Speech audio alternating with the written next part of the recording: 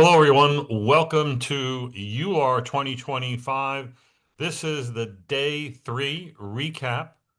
I'm Jack Cushwood Room now, and I'm joined by 3 friends and 3 of the faculty who have been dutifully covering this meeting. They've been everywhere, tweeting, writing, and now doing a video. Today's session, the recap, we will discuss our favorite abstracts of today, day 3, here in Barcelona. As I said, I'm Jack Cushwood Room. Now I'll ask my panelists to introduce themselves. Orly, Hi, Oilinaj. I'm from Glasgow. Janet, Janet Pope, London, Canada. and Yus. Hello, Yusuf from Leeds, United Kingdom. Yes, and we're all here back in our rooms on Zoom recording this for you.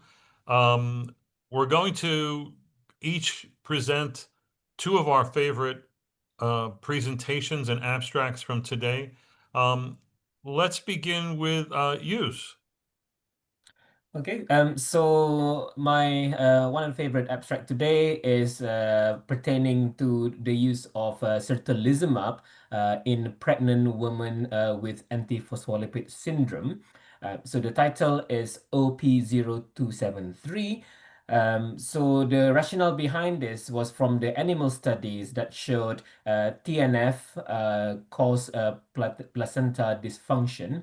And they did some work in animal model that if you give TNF inhibitor, it improved the outcomes.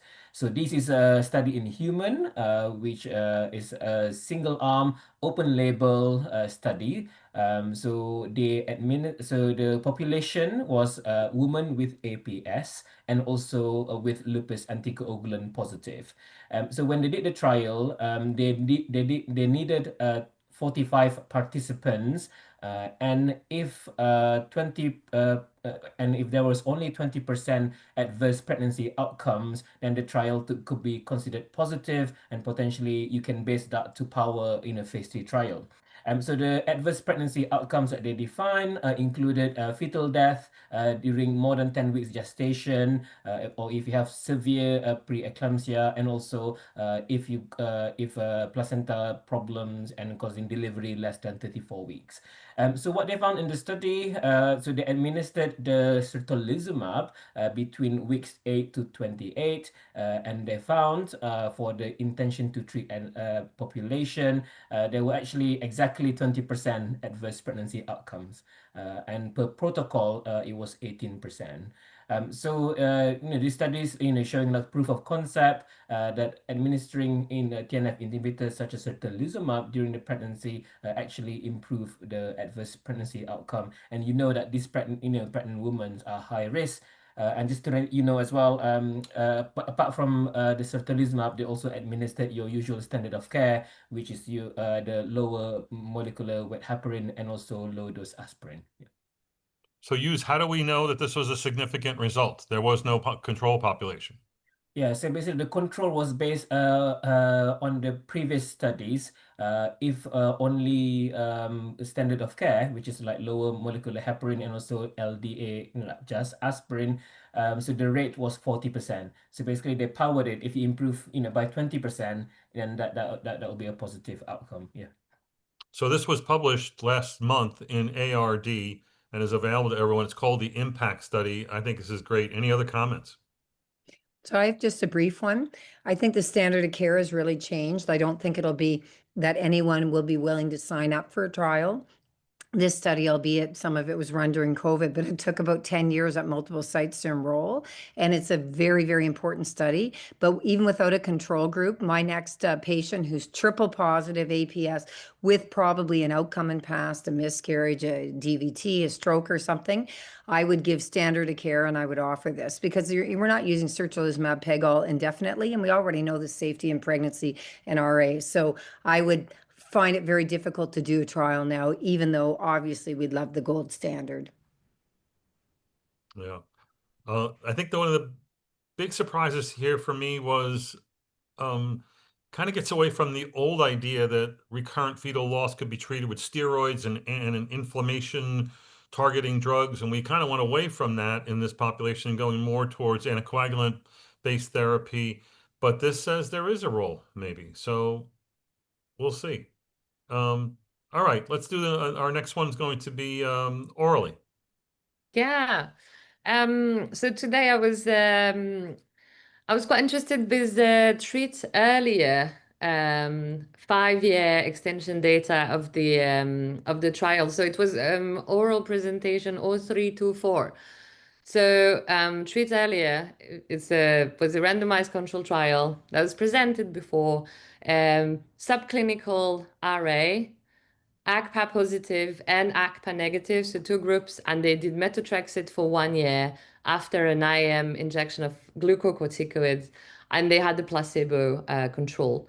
And so what they showed back then was that methotrexate wasn't extremely great. The primary outcome was whether or not they could prevent RA and retard it, the clinical RA.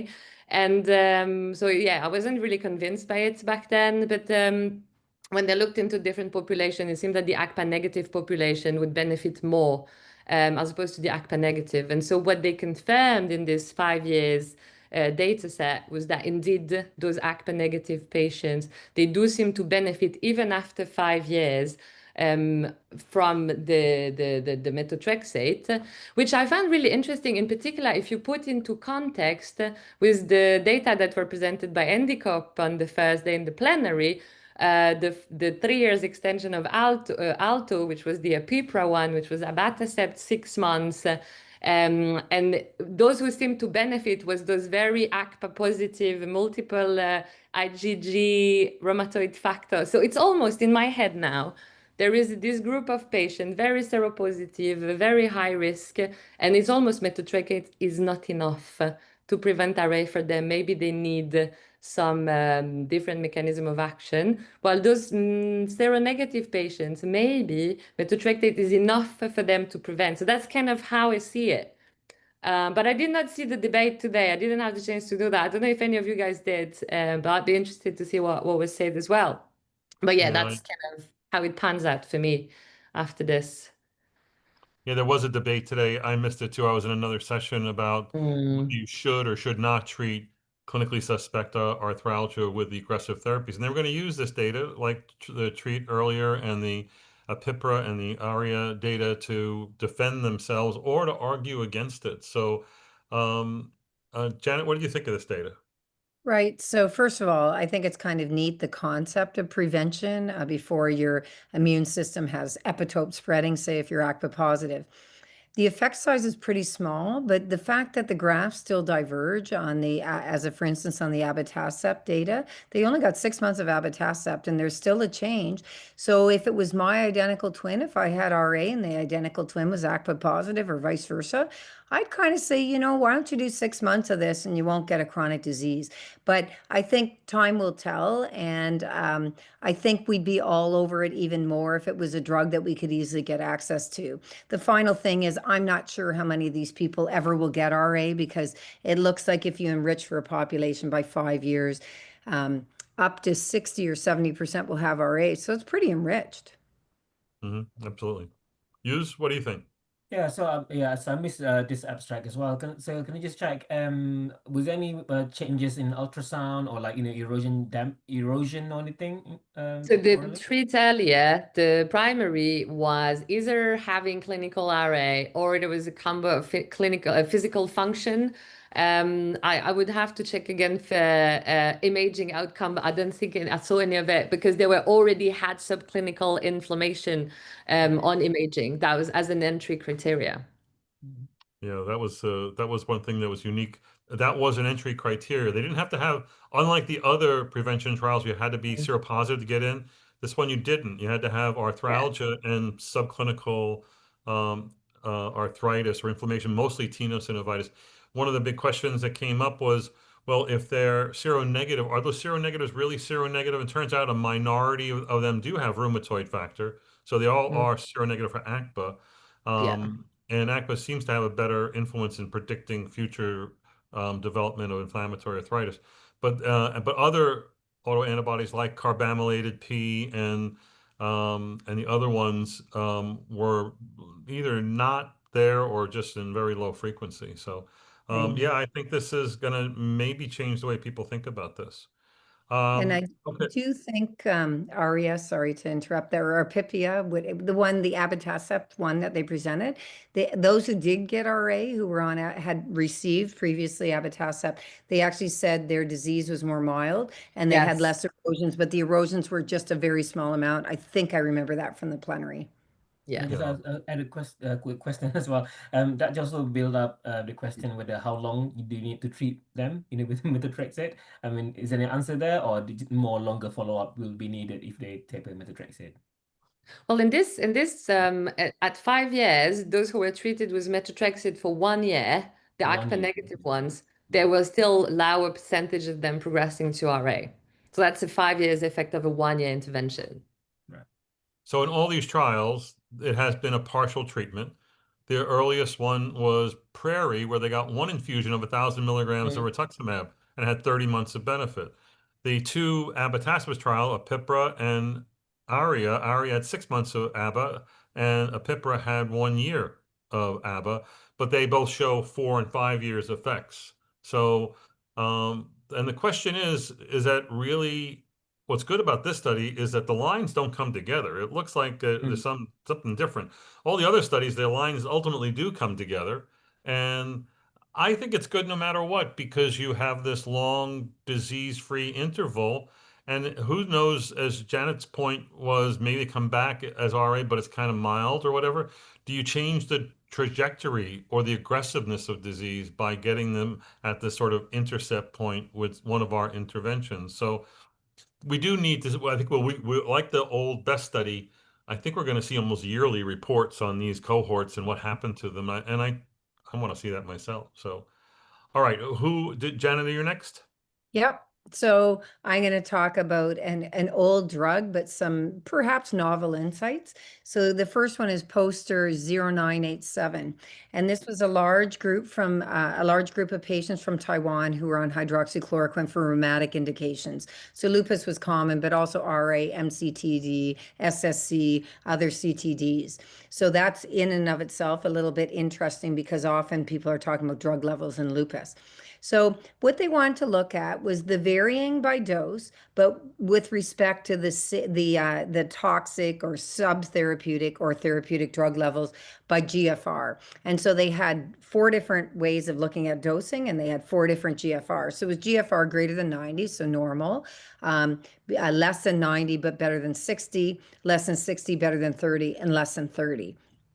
So, pretty bad, low GFR in that last group.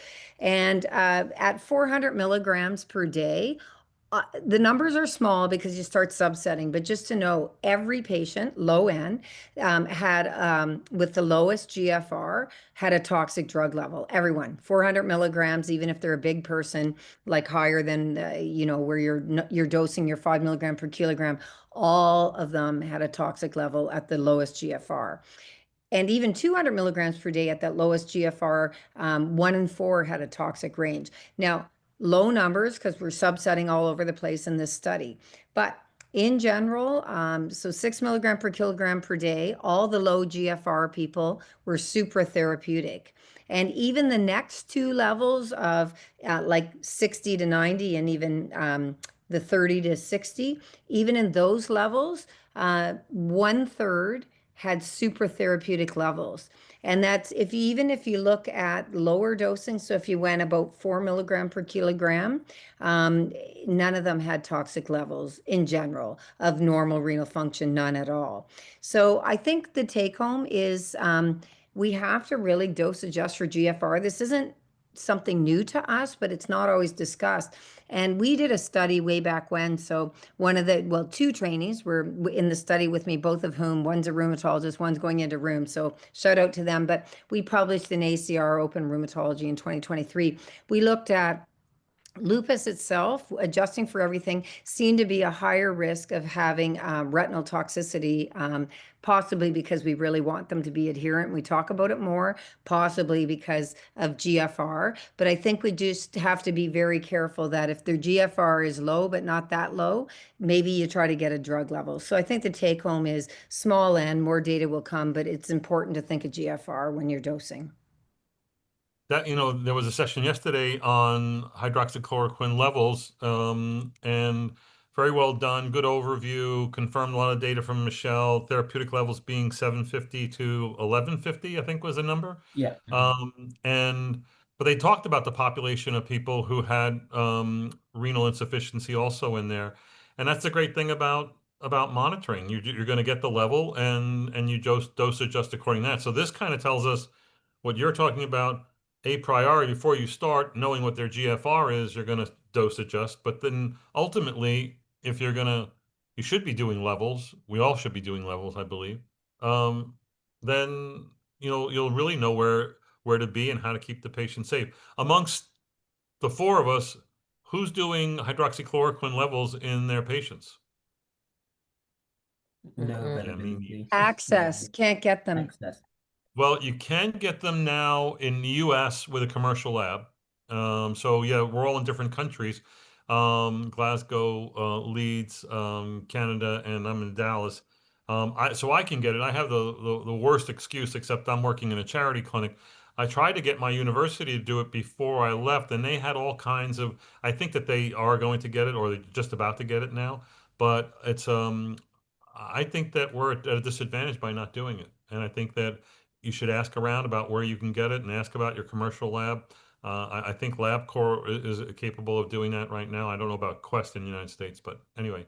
Any other comments on this? User, what do you Yeah, think? yeah. So just to back up, yeah. So the abstract yesterday was a OP0199. Yeah, I think that the abstract highlighted the importance of monitoring, particularly people with CKD stage 3, at least. Yeah. So I think the 4 and 5 is okay, but I think for CKD stage 3 and above, they tend to you can get more increased risk of retinal and cardiotoxicity. So I think it's quite important to monitor them. Just quite out of interest, because we don't, or there's only a few sites in the UK that can do, hydroxychloroquine monitoring. And if we want to do it, we have to send to London. But there's some feedback also mentioning that, the turnover was quite long, take a while. So I'm just wondering, like in your areas, and Jack, how long turnover is before you get the script results? Okay. Um, Again, I think we got to make a pitch to get this available to us. It really improves monitoring. I remember Madrid, Eular, many years ago, and Michelle first presented this. I said, is this for anything more than, compliance? And she said, oh, yes, as only Michelle Petrie would. All right, my first is the ARIA study, which is OP0325 presented today. Nice follow-up to the ARIA presentation that was presented 2 years ago. In this study, it's an RA prevention trial, patients who are ACPA positive, also having evidence of subclinical synovitis by either MR ultrasound. 98 of them are enrolled and randomized to either receive standard dose of abatacept or placebo for 6 months, and then they go off of the ABA and they're followed for another 12 months with an 18-month endpoint. At 6 months, there was obviously significant protection in those on abatacept, only 8% developing RA versus 35% who were on placebo. Even in that time period, there was those who were taking abatacept were afforded about a 15-week RA disease-free sort of zone just in that first 6 months. When the patients were followed out to 18 months, there was still protection. 35% on ABA and 57% on placebo went on to develop RA. And in this study that they're doing, presenting here, they follow patients out. They're following them out for 9 years. They're reporting at this point a median of 5.9 years, where even at this point, there still is benefit with about 10 months of being RA free when you compare the two cohorts over time. What I liked about this study, a little bit like the treat earlier study um, that we just talked about, is it gives us some instruction as to who might be the best candidates to receive this treatment. And in their study, what the way they looked at it was what were the clinical parameters that they saw in patients who developed RA during the trial, the period of observation, and then after 18 months, developed RA after 18 months, because many did, and the ones that never developed RA. And what they showed that was significant was that markers of systemic inflammation, CRP being best, SED rate, were really good, along with pain VAS, tender joint counts, hack score, rheumatoid factor. Those are the main ones that basically said when things were looking really, and those are baseline numbers, predicted those who would progress and those who wouldn't. So the ones who had tender joint counts or tender joints or painful joints of 2 or less were less likely, in fact, to progress, whereas the ones that had 5 or 6. So the idea is the worse that you are on those systemic and pain and rheumatoid factor. Interesting thing to get into the trial, you had to have subclinical synovitis. But throughout the trial, they did serial MRIs on people, and the MRIs were not predictive as time went on. Either osteitis, synovitis, or tenosynovitis, which we know from the work of many, including the Leeds group, tenosynovitis is highly predictive of who's going to go on and develop further inflammatory arthritis, what looks like RA. So again, I think it's instructive. I think it's a good, well done study, and that's why it was an oral presentation. Any comments? Orly, what do you think of this data? You were in the same session as I. Yeah, I think, I mean, the body of evidence is kind of accumulating that some interventions seem to work in some patient in some way, but I think what we need to be better at now that we have all this evidence is to maybe stratify people really well and try to understand. It might be, I was kind of saying earlier, that there might be some subgroups of patients that would benefit from one intervention and some group, like the methotrexate in the ACPA negative, and then maybe uh, those highly ACPA positive. These patients are a higher risk anyway to have severe RA if they develop RA. So that might be something else to take into account. And I think this is exactly what you just described was the results of of ARIA. So there's a recent Eular ACR risk stratification paper for CSA patients, clinically suspect arthralgia, telling you who's at risk to develop RA. This is what you're talking about, Orly, is who's at risk that they probably need treatment that you can predict who needs to get it. And we know it's ACPA, and we know it's subclinical synovitis, and that's why it's not just 30% who get RA, but when you start adding on these other things, it goes as high as 60, 70%. But some of these papers, like yours, with seronegative, and this ARIA one telling us that rheumatoid factor and hack scores are also helpful. I think it helps. A few more comments, and we need to move on. Oh, I No? agree. I think it's more will come in this space, like you said earlier. It's exciting still. Okay. Let's go on. Our next round is going to be a quick round. I'm going to ask short presentations, very short comments, even though what we're presenting gets us all excited and we want to talk too much, and I'm talking to myself here mainly. So again, who wants to go first? Orly, why don't you start? Yeah, sure. So, okay, quick one in the gout space. I got excited because I've not seen many RCTs in the gout space in a long time. And so there was oral presentation 0302 phase 3 RCT. So it's a new class, but it's not the only drug of that class. There was other stuff presented before, in particular ACR, but it's called Ruzinurad, and it comes together with another one which has a pretty similar name. They are urate 1 inhibitors. So what they do basically when patient takes them is that the patient, it increases excretion of urate through the kidney. So immediately what you think about is side effects, potentially nephrolithiasis, and it's been reported. But in this trial, what they did is they had the allopurinol group, they had the rusinurad group, and basically the rusinurad was doing better in reducing the levels of urate under the target of 360 micromole per liter in their population. They had quite a few patients in there, and the safety profile was actually not bad. They had a few upper tract infections. They had a few, liver enzyme elevation, which is the case with allopurinol anyways. So the tolerance looked pretty good, the profile, in my opinion. So that was a Chinese trial. There was another presentation just before that, OP0300, with another of these drug looking into tophaceous gout and chronic gouty arthritis as well, and it seems to be working as well in combination with allopurinol in these severe patients. So I think this is a space to watch, and I thought that was quite exciting. Yeah, URAT inhibitors, we've been waiting for them for years. They seem to have promise. I think it's not too far in the future that we'll be using those. Let's go on to using your next quick hit. Yep. So my abstract title is poster tour. So POS 0325. So this work was done by my group, for which I'm the senior author. So essentially, there's so many presentation at this Eular about CAR T therapies, and the main aim is to induce deeper depletion and also hopefully be immunosuppression free.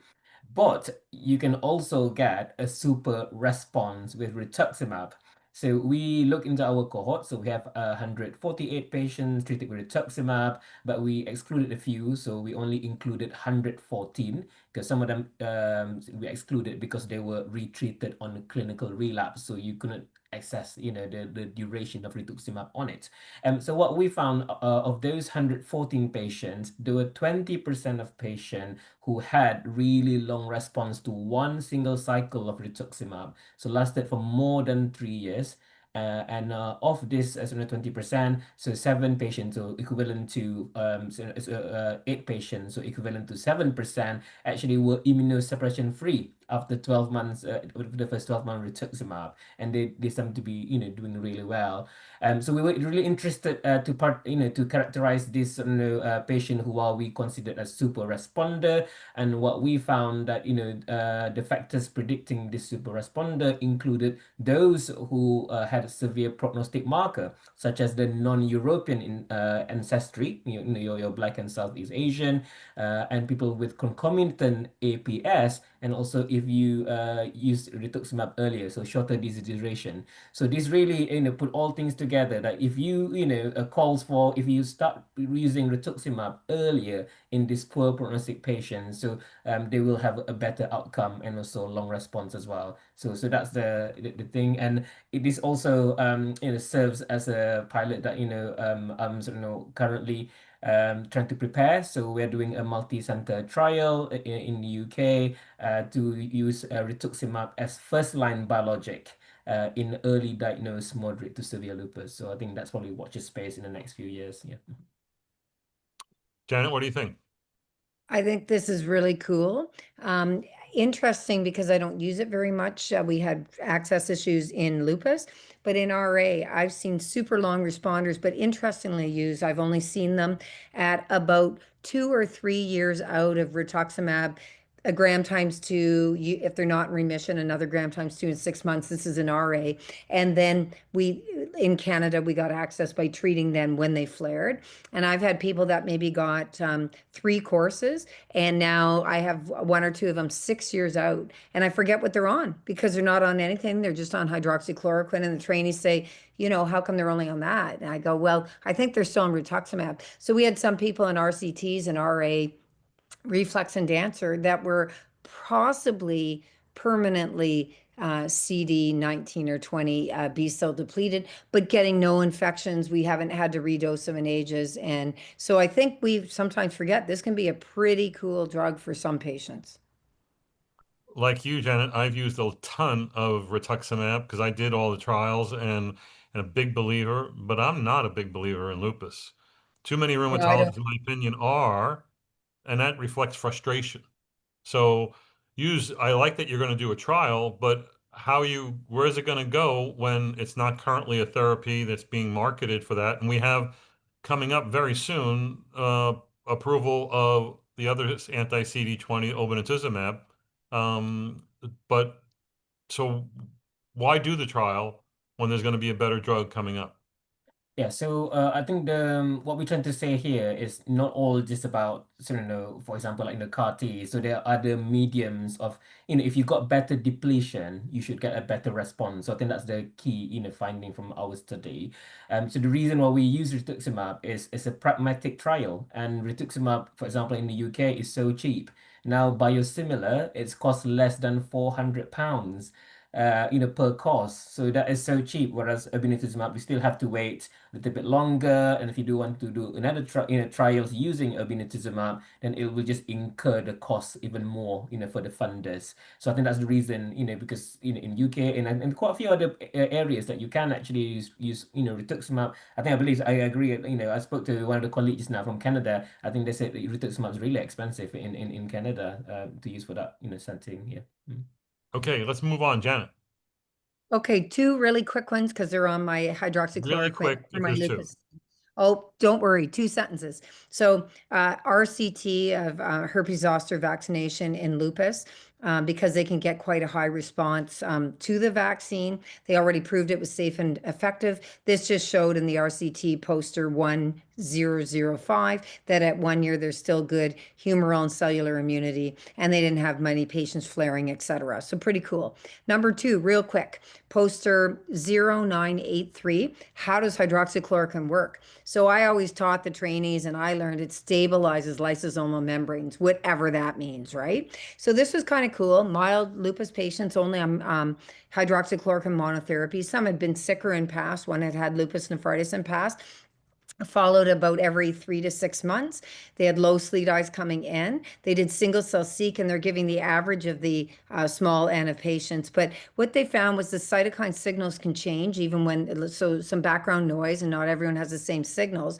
But drum roll, interferon type 1 is reduced in hydroxychloroquine and some type 2 as well. So maybe that's why it's a really good background drug when that cytokine can be quite important in some of our patients.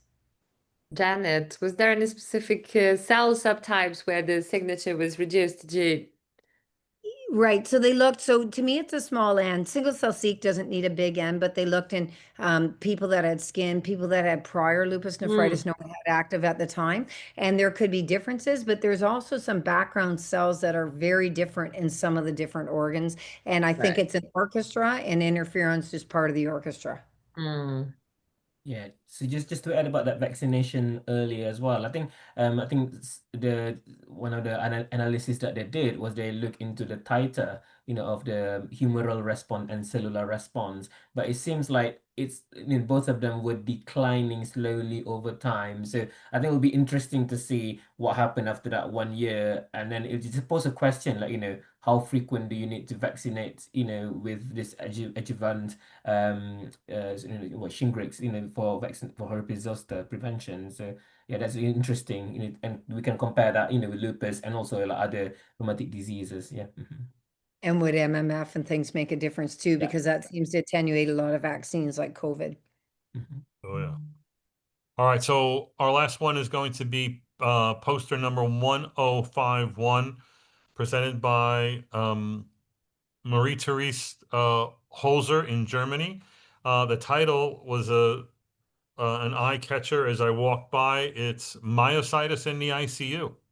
And it's their collective experience of 23 patients with idiopathic inflammatory myopathy of different types that were admitted to the ICU. This cohort, on average, was admitted for 32 days. The bad news is there were 5 deaths. Mm. What? There were 14 patients who needed mechanical ventilation. The deaths were either from bleeds or infection. So these people were generally admitted to the ICU for myositis, infection, surgery, other reasons, but the real reasons were mostly myopathy and lung reasons. And myopathy presented as not just weakness, but like dysphagia and myocarditis and whatnot. Complications of lung disease was the other thing. The types of patients were a third of them was the biggest subset of dermatomyositis. 17% had overlap, 17% were MCTDs, 10% were polymyositis, and I think it was 9% that had necrotizing myositis. Again, the other interesting factor here was at baseline, at entry, the majority of them were on myositis treatment. 87% were on steroids. These people tend to be on high steroids. They're a mess, and they get more steroid-related complications. They get more serious infectious events and hospitalizations and deaths, and we need to be cognizant of that. And that's why I like this particular abstract. Right. MDA5, did they say how prevalent it was, Jack? Not looked at in their population. They didn't get in. They didn't get into the serologic subsets. This was a cohort analysis from 2014 to 2022. So maybe before people were doing MDA5, NXP2, TIF1 gamma subsetting. I must say, until those three came along, I almost never got myositis-specific antibodies. What was it going to do for me? It really was. But actually now it's so easy to get these autoantibodies, and these do have significant prognostic capabilities that I do tend to order them now. Okay. All right, folks, I want to thank our panel for a great discussion and being here, doing the extra overtime after a really busy day at Eular. For you out there, you can see or hear the final day recap, day 4, tomorrow, same time, same channel, and follow us on Room Now. We have a lot of good content coming to you from Barcelona and Eular 2025. Thanks, folks.